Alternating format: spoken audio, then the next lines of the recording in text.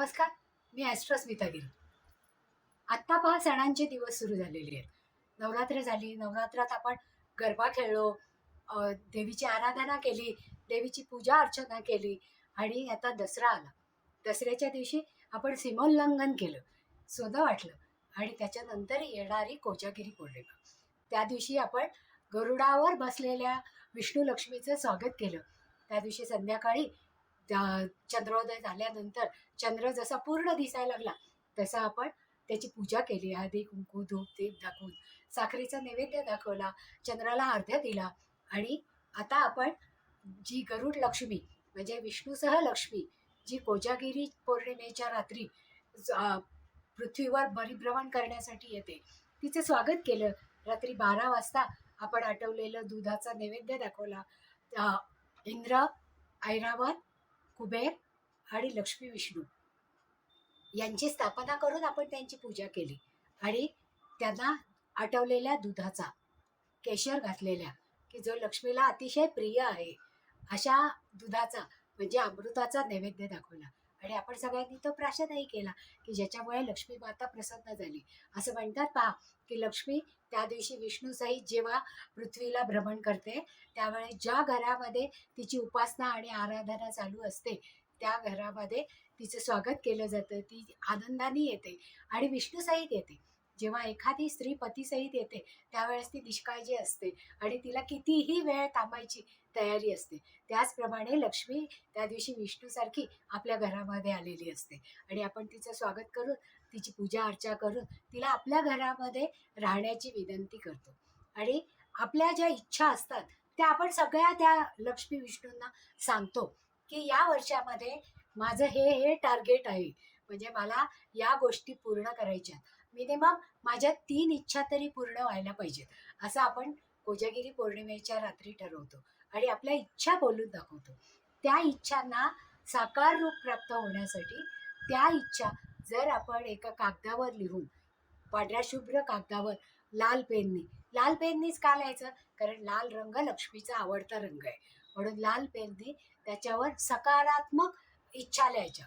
म्हणजे आता आपल्याला गाडी हवी आहे, गाडी ऑलरेडी आपल्याकडे आहे, पण आपल्याला त्याच्यापेक्षा जास्त चांगली गाडी, टॉप एंड मॉडेलची गाडी पाहिजे. तर मग आपण त्याच्यामध्ये लिहू शकतो की या वर्षी मी या गाडीच्या पुढचं मॉडेल खरेदी केलेलं आहे आणि आम्ही सगळं कुटुंब त्याच्यामधून छान फिरतो आहे. म्हणजे ती गाडी आल्यामुळे आम्हाला अतिशय आनंद झालेला आहे. ही एक इच्छा झाली. त्याचप्रमाणे ज्यांना संतती हवी आहे त्यांनी संततीची इच्छा करावी की यावर्षी आम्हाला सुंदर आरोग्यदायी गुटगुटीत असं बालक झालेलं आहे आणि त्याच्या संगोपनामध्ये आम्ही सगळे व्यस्त आहोत. किंवा ज्यांना कोणाला धन किंवा नोकरी पाहिजे आहे अशा लोकांना म्हणजे सातत्याने पैसा मिळवून देणारी नोकरी की जी तुमच्या क्वालिफिकेशनला योग्य आहे अशी नोकरी हवी आहे आणि ती या वर्षामध्ये पाहिजे. तर मग तुम्ही त्या चिठ्ठीमध्ये लिहू शकता की मला खूप चांगलं पॅकेज असलेली नोकरी मिळालेली आहे, मी खूप आनंदी आहे, माझ्या घरातले लोकसुद्धा आनंदी आहेत आणि मी आलेल्या त्या पैशातून बचत करतोय. असं जर आपण आपल्या इच्छा आणि अजून कितीतरी आपल्या इच्छा असतात पहा.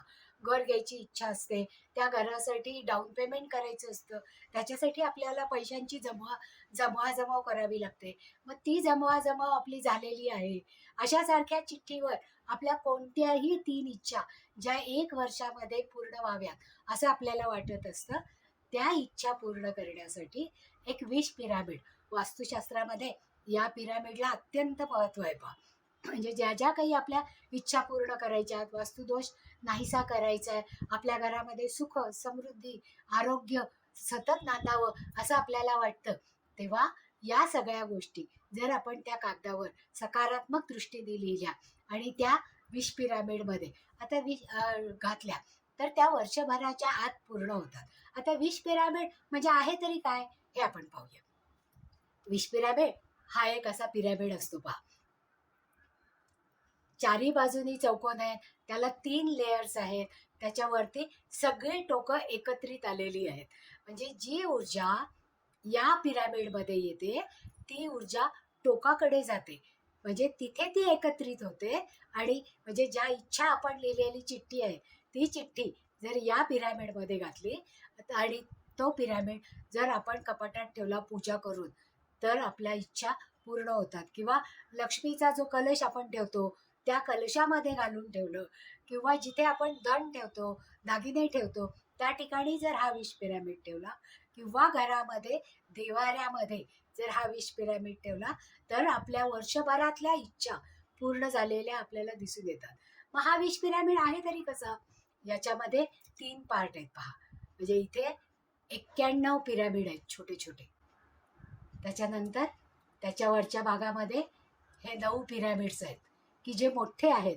म्हणजे खालून आलेल्या 81 पिरॅमिडमधनं जी एनर्जी एकत्रित होते ती या 9 पिरॅमिडमध्ये साठवली जाते आणि ती या भागामध्ये जी चिठ्ठी आपण ठेवणार आहोत त्या चिठ्ठीपर्यंत ती पोचते. मग हा आपण पिरॅमिड जर बंद केला आणि त्याला सॅलोटेप लावून बंद केली, कारण एकदा जर आपण आपली इच्छा बोललेली आहे आणि त्याच्यामध्ये लिहून ठेवलं आहे तर ती वर्षभर त्याच्यामध्ये इंटॅक्ट राहायला पाहिजे, की ज्याच्यामुळे तिला सतत एनर्जी मिळत राहील. निगेटिव्ह एनर्जी तिच्याकडे फिरकणार नाही. कारण पिरॅमिडमध्ये जी काही इच्छा एनर्जी असते ती 1000 पटीने जास्त असते पहा. कारण इथे 91 + 9 पिरॅमिडच्या वरती आपण आपल्या इच्छा ठेवलेल्या आहेत पहा. आणि पिरॅमिडमध्ये ठेवलेल्या गोष्टी वर्षोनवर्ष तशाच राहतात. कारण इजिप्तच्या पिरॅमिडमध्ये असलेल्या गोष्टी आपण पेपरामध्ये आलेल्या वाचतो पहा. तसंच हे विश पिरॅमिड आहे की ज्याच्यामध्ये आपल्या इच्छा वर्षभर तशाच राहतात, पण त्यांना सतत एनर्जी मिळत राहते. आणि ती कशी एनर्जी मिळते? पॉझिटिव्ह एनर्जी मिळते, निगेटिव्ह एनर्जी नाही. कारण पॉझिटिव्ह आपण हे या इच्छा सगळ्या आपल्या पूर्ण झालेल्या आहेत असं आपण म्हणतो. त्यामुळे या इच्छांना सतत एनर्जी मिळत राहते आणि आपल्या अंतर्मनामध्ये म्हणजे आपला सबकॉन्शियस माइंड जो आहे त्याच्यामध्ये या इच्छा ज्या दबलेल्या असतात त्या सगळ्या इच्छा या पिरॅमिडमध्ये राहतात. आणि एकदा आपण याला एनर्जी दिलेली असते ती एनर्जी वर्षभर टिकते. आणि मग हा पिरॅमिड आपण मी मगाशी सांगितल्याप्रमाणे तुम्ही लक्ष्मी कलशामध्ये घाला, तुम्ही जिथे धान्य ठेवता तिथे ठेवा, किंवा देवघरात ठेवा, किंवा दागदागिने ठेवता त्या लॉकरमध्ये ठेवा, तर तुमच्या या इच्छा सगळ्या पूर्ण झालेल्या तुमच्या लक्षात येतील. आता पहा, साधी साधी गोष्ट पूर्ण करायची. आपल्याला एखाद्या गावाला जायचं असेल तर आपण तिकीट काढताना काय म्हणतो की मला या गावाला जायचं आहे, तिथे मला तिकीट काढायचं आहे, त्या स्टेशनचं नाव सांगतो, त्या स्टेशनला आपल्याला स्लीपर कोच पाहिजे किंवा AC पाहिजे हे सांगतो, आपलं नाव सांगतो आणि आपला फोन नंबर पण त्याच्यामध्ये लिहितो. त्याचप्रमाणे आपलं डेस्टिनेशन पॉईंट ठरलेलं असतं. तेव्हा म्हणजे साध्या साध्या प्रवासामध्ये जर आपण इतकी काळजी घेतो तर आपल्या ज्या या मौल्यवान इच्छा आहेत की ज्या आपल्या सबकॉन्शियस माइंडमध्ये आहेत त्या पूर्ण व्हाव्यात असं आपल्याला सतत वाटत असतं. त्या पूर्ण करण्यासाठी हा विश पिरॅमिड अगदी सज्ज असतो. आणि तो वास्तूमध्ये जेव्हा स्थापन करतो आपण त्यावेळेस त्याच्यापासून आपल्याला जास्तीत जास्त एनर्जी मिळते आणि आपल्या इच्छा पूर्ण झालेल्या वर्षभरामध्ये लक्षात येतात बा. याच्या खाली एक वास्तुयंत्र आहे. तुम्ही जर हे मोठं करून पाहिलं तर त्याच्यामध्ये ते वास्तुमंडल आहे आणि त्या वास्तुमंडलामुळे ती एनर्जी एकत्रित केली जाते आणि ती सगळ्या घरभर पसरवली जाते. असं हे विश पिरॅमिड अत्यंत महत्त्वाचं. आणि मग ते वेगवेगळ्या धातूंमध्ये बनवलेलं असतं. हे पंचधातूमध्ये म्हणजे जेव्हा 5 धातू आपण एकत्र आणतो, कारण पंचतत्वाशी निगडीत असलेले हे 5 धातू आहेत. मग त्या 5 धातूंपासून बनवलेलं हे पिरॅमिड की ज्याच्यामध्ये एनर्जी सतत चालू राहते आणि ती एनर्जी टिकून राहते. म्हणजे तळातून ती वरच्या टोकापर्यंत येते आणि त्या टोकाला ती साठवली जाते आणि आपल्या सगळ्या इच्छा पूर्ण करण्यासाठी ती उपयोगाला येते.